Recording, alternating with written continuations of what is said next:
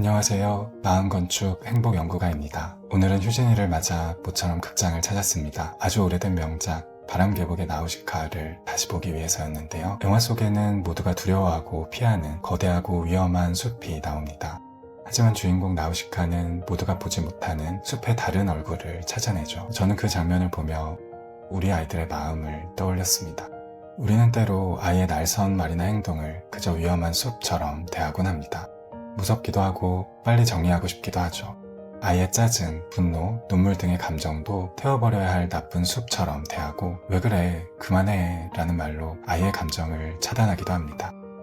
하지만 영화 속 주인공이 숲의 진실을 마주했을 때 깨달은 것처럼 우리 아이들이 내뿜는 가시 같은 감정 뒤에도 사실은 우리가 아직 발견하지 못한 눈물겨운 이유가 숨어 있을지 모릅니다.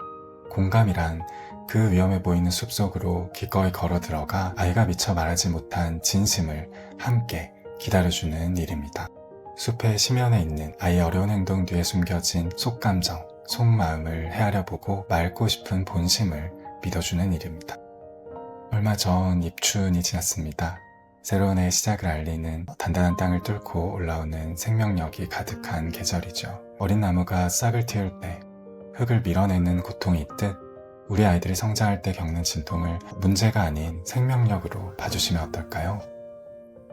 부모님의 따뜻한 공감 한마디는 그 어린 나무에게 가장 필요한 맑은 물과 햇살과 바람이 되어줄 것입니다.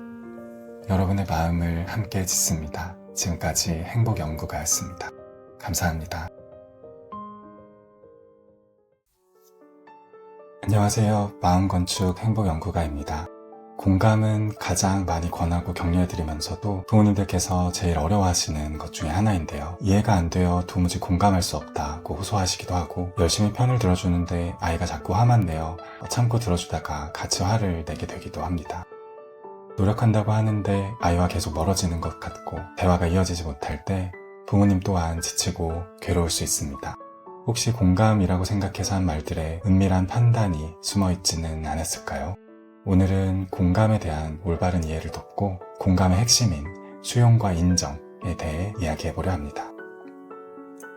공감은 사실 참 헷갈리는 개념입니다. 흔히 많은 분들은 공감을 동감과 같은 말로 여겨서 아이의 생각이나 감정을 동일하게 경험해야만 공감해줄 수 있다고 생각하시기도 합니다. 하지만 공감은 단순히 같은 감정을 느끼는 것이 아닙니다. 아이의 생각에 동의해주거나 행동을 허용해주는 것과도 다릅니다. 공감은 타인의 마음을 헤아리고 수용하며 적절히 반응하는 인지적 과정을 의미합니다. 마음을 헤아려 짐작해보려는 이해의 시도라고도 할 수 있는데요. 꼭 같은 감정을 느끼거나 아이의 생각에 동의하지 않더라도 아이의 마음을 헤아려보는 것 자체가 공감입니다.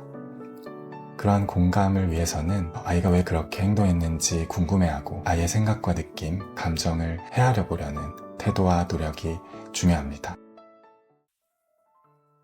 공감을 설명하는 표현으로 타인의 신발을 신어보라는 관용구가 있습니다. 내 이웃의 신발을 신고 2달 동안 걸어보기 전에는 그를 판단하지 말라는 인디언 격언에서 유래했다고 하는데요.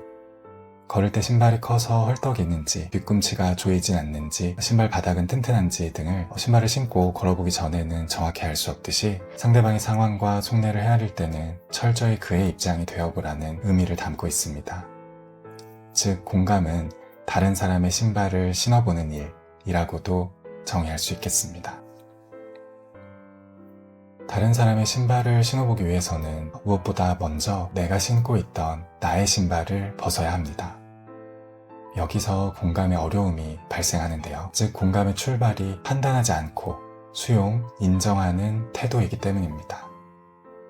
아이의 마음을 공감해주기 위해서는 나의 신발을 벗듯이 나의 생각과 판단은 모두 내려두고 지금, 여기, 이 순간 아이의 마음에 집중해야 합니다. 내 신발을 벗는다는 건 머릿속에서 끊임없이 떠오르는 맞다, 틀리다 또는 해야 한다, 하면 안 된다의 이분법적 잣대를 잠시 현관에 두는 것과 같습니다. 판단이라는 스위치를 의식적으로 오프하는 연습이 필요합니다. 판단이라는 생각의 스위치를 끄는 순간 아이의 진짜 마음이 보이기 시작합니다. 그게 말처럼 쉽지가 않죠. 우리는 늘 산만하게 떠오르는 생각들과 함께하고 있고 특히 아이와 관련해서는 여러 걱정, 불안 등에 사로잡히기 쉽습니다. 그래서 대부분의 부모님들은 공감하려 하는 순간에도 아이에게 내 생각을 이야기하며 지시나 조언 또는 비난을 하기가 쉽습니다. 그럴 수 있습니다. 원래 공감은 어려운 것입니다. 판단하지 않는 것, 또 나의 생각과 행동을 조절하는 것은 누구에게나 어렵습니다.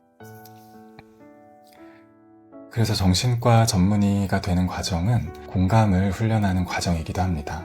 4년의 전공의 기간 동안 트레이닝을 받고 또 이후 2년의 소아정신과 세부 전문의 수련을 추가로 하고 소아정신과 전문의가 된 후에도 매일 공감을 연습하고 있는 제게도 공감은 어려울 때가 있습니다.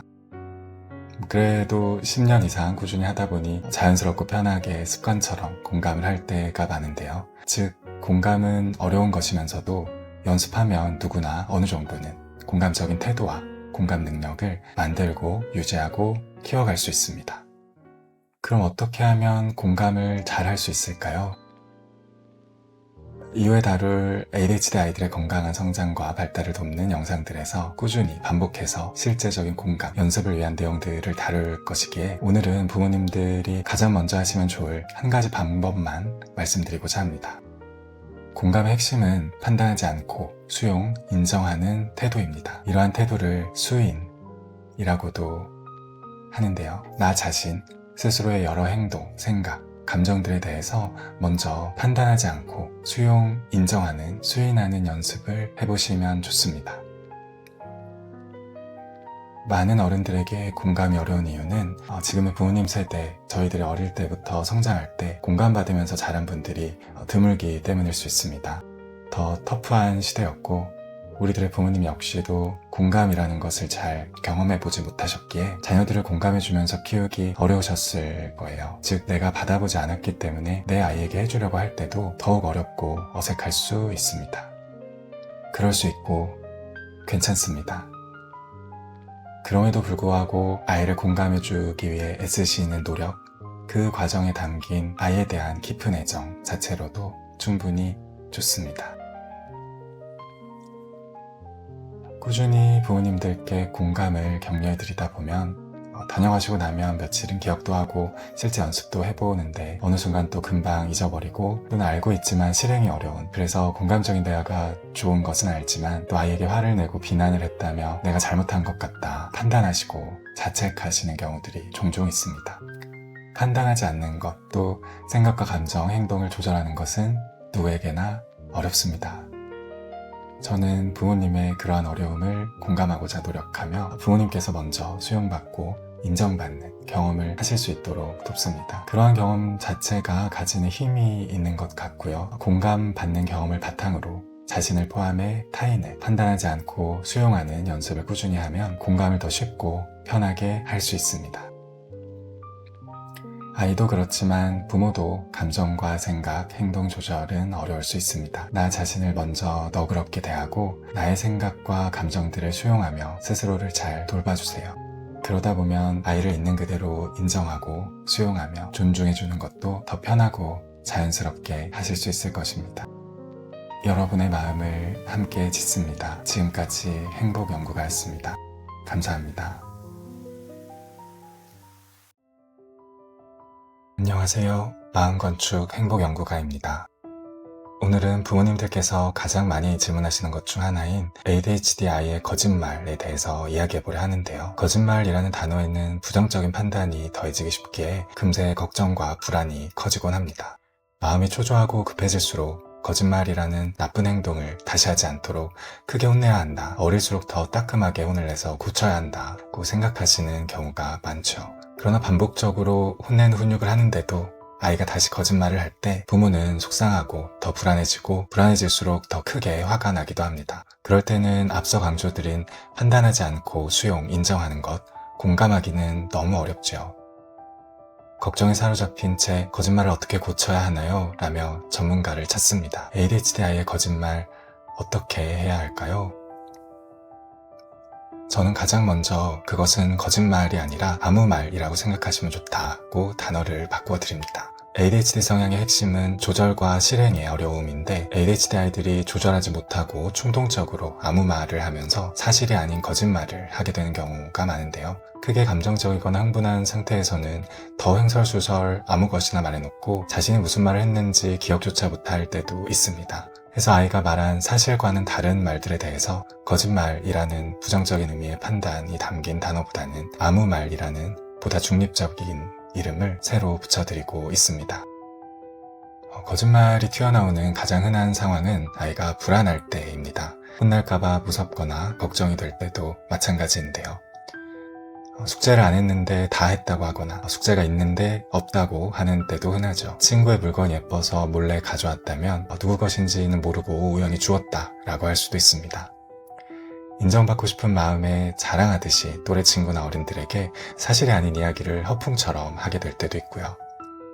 사실을 알고 있는 부모가 그거 진짜야 아니야 맞아 틀려 하고 사실관계를 따지려고 하면 아이는 불안해지면서 거짓말이 반복되거나 더 늘어나기도 합니다. 거짓인데 사실인 것처럼 계속 우기고 고집 부릴 때도 있죠. 결국 부모에게 크게 혼나고 다시는 안 그럴 것이라 다짐을 받고 넘어간다고 해도 다음에 비슷한 상황이 생기면 같은 과정으로 거짓말이 또 나타나기가 쉽습니다. 그럼 어떻게 하면 거짓말을 고칠 수 있을까요? 거짓말을 아무 말로 바꿔드렸던 것처럼 저는 고쳐야 하는 문제라는 프레임 또한 바꾸시는 것을 격려해드리는 편입니다. 판단이 최소화될수록 그럴 수 있다는 마음으로 아이의 행동을 수용하고 인정하며 있는 그대로 거울처럼 비추어줄 수 있기 때문인데요. 거짓말뿐 아니라 우리가 아이에게 뭔가를 가르쳐서 행동의 변화를 이끌어내고 싶을 때의 첫 단계는 아이로 하여금 스스로를 잘 인식할 수 있도록 도와주는 것이 가장 중요합니다. 불안하거나 무섭거나 혹은 여러 감정들로 사실을 있는 그대로 말하기가 어려워서 아이는 아무 말이나 거짓말을 할 수 있습니다. 거짓말이라는 나쁜 행동을 했다라고 판단하고 혼을 내기보다 누구가 이러이러해서 너도 모르게 사실이 아닌 말을 하게 되었나 보다 라고 있는 그대로를 인정하고 그 행동의 밑에 있는 아이의 불안이나 무서움, 당황스러움 등의 감정까지 함께 읽어주다 보면 아이는 맞아 내가 그래서 그렇게 말을 했나 보다 또 나도 모르게 같은 행동을 했나 보다 라는 인식을 가질 수 있게 됩니다. 그러한 인식이 생기고 나서야 거울처럼 비추어주는 누군가를 통해 자신의 모습을 볼 수 있게 된 후에야 그 다음 변화의 과정으로 나아갈 수 있습니다. 흔히 훈육을 무섭게 혼을 내서 말을 듣게 하는 것으로 이해하시는 경우가 많은데요. 훈육의 본질은 가르치는 것이고 선을 그어주는 것입니다. 가르치고 싶은 좋은 습관을 연습할 수 있도록 도와주는 것이기도 합니다. 한자로는 가르칠 훈의 기를 육, 즉 훈육은 규칙과 태도를 가르치는 과정이자 성장과 발전을 돕는 과정이기도 합니다. 훈육을 위해서 우리는 단호할 필요가 있지만 꼭 화를 내거나 무섭게 가르쳐야 하는 것은 아닙니다. 따뜻하고 단호한 훈육, 나아가 자기 인식을 돕고 연습을 격려하는 공감적 훈육이 아이의 행동의 변화를 이끌어내기에 가장 효과적입니다.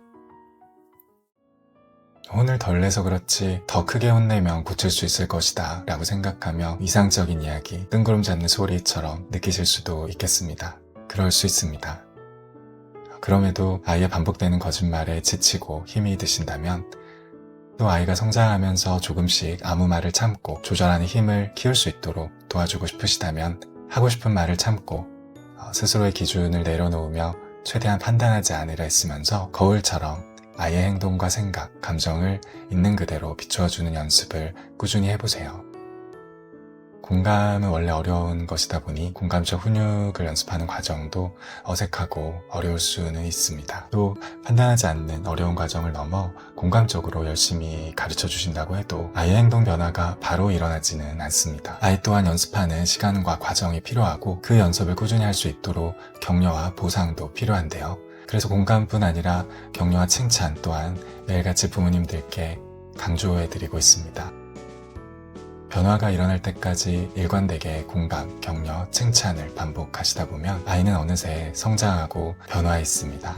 변화할 수 있는 아이의 힘을 믿고 꾸준히 그 과정을 아이와 함께 하실 수 있도록 저는 매일 부모님들을 격려하고 응원하겠습니다.